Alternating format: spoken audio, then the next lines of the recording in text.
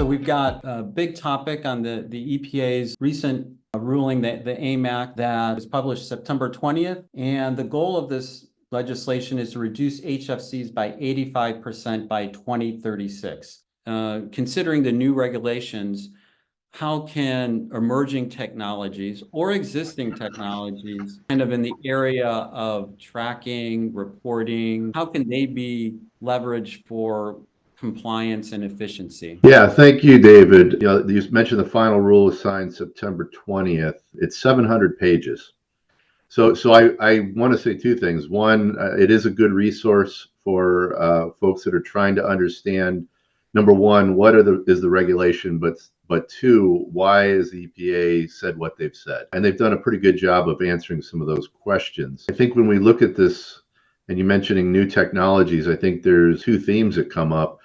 One, like you said, is reporting, tracking that compliance, and potentially the finding that Keely talked about earlier. The other piece of that is the introduction of automatic leak detection systems, which will not apply in all cases that this regulation covers, but does apply for the larger systems, and that being HFC systems, not CO2, but HFC systems, or with GWP 53 or greater, over 1,500 pounds of full charge. So larger systems out there will now have to look at the installation of automatic leak detection systems. So maybe let me touch on that briefly, and then I'll move on to the tracking and reporting. Automatic leak detection systems have been out there in the market. Places have used it, and CARB in California has been a little bit ahead of the federal government and really pushing for the installation and use of those. And I would say broadly, to define it, there's two categories that the EPA is recommending or requiring as an option. One is what you would call a direct leak detection system, where you're continuously monitoring with sensors placed in your facility in the refrigeration appliance. And one, it is measuring levels, and two, it is alerting of a potential leak. And each of these have pros and cons. So one of my takeaways is really you have to evaluate each of these different options relative to your situation, right? One of the key requirements with a direct leak detection system is it has to have a ability to accurately measure 10 ppm or less of vapor refrigerant that you're using.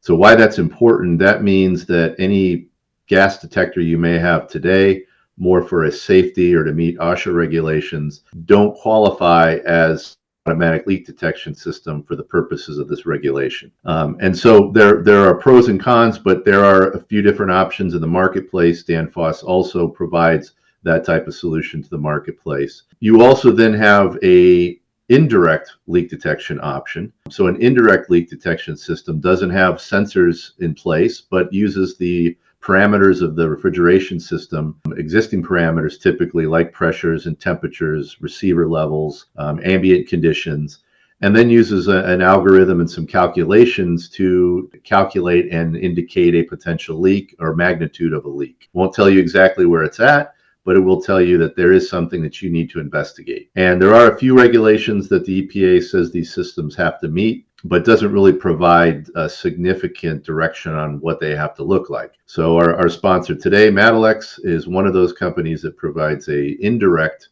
leak detection solution as well. So there are pros and cons to the different technologies that are out there. And so my recommendation to anyone here is, number one, get educated on the regulation. That's step number one, so that you really understand what the nuances are and how that applies to you and your existing fleet of stores.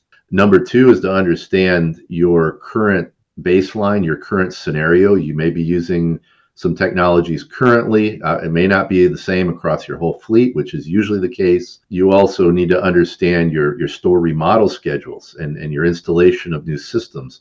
That will ultimately affect what you have to do to meet these regulations going forward. And then thirdly is really understanding your options. And I mentioned a couple categories just of leak detection systems, if that applies to your store. Really getting out there and understanding those options from the various solution providers, Matelex, Danfoss, and many others. And really then understanding your end goal, your gap analysis, and then that really formulates, here's what I have to do, here's the priority of what I have to do, Here's the investment I need to do that in order to become compliant with the time frame that's been set out by the EPA. And that may include some pilots or exploration of that technology as well. From a technology standpoint, I guess that's probably the biggest additional requirement that the federal government is putting out across the whole U.S., not just by state. And then I would say, David, to your question about reporting and tracking, you could also consider that two separate pieces, right? One piece is the ability to detect and report leaks and those thresholds. The second piece then is, how do I communicate that? How do I track that? How do I manage the follow-up investigation, leak rate calculation, repair, other documentation that you'll need, one, for compliance purposes for the EPA, two, for your internal objectives, perhaps sustainability and likewise, and three, just to coordinate the effort that's required across your, in Ron's case, 150 plus stores, multiple contractors, maybe in-house, maybe out-of-house. So you've got to coordinate that. You can look at that. There are some companies that have both those solutions together. You may also look at that as being two separate things, because you may have a way that you track and record today. You may have systems, you may have processes. Those may work for what you need to do going ahead. They may not work for what you need to do going ahead. And so, again, you can evaluate what's available in the market from some of the providers out there, the SaaS solutions around tracking and recording, and then likewise the actual detecting and alerting. So I think that the takeaway, David, here is there is some new technology out there to help folks. Some is required, some is optional. What's important is to get out and understand the regulation, understand your options, and then start working on that plan, because you've only got a couple years here to meet the regulation. And again, I will finalize by saying the EPA does a nice job in their write-up talking about that they did consider all of the situation, the fact that, hey, I've only got so much time, I need more time, the supply chain constraints of how do we have these systems for everybody in time. And they really tried to find a happy medium that says, look, I can't wait forever. I've got to push you. We've got to move forward as an industry.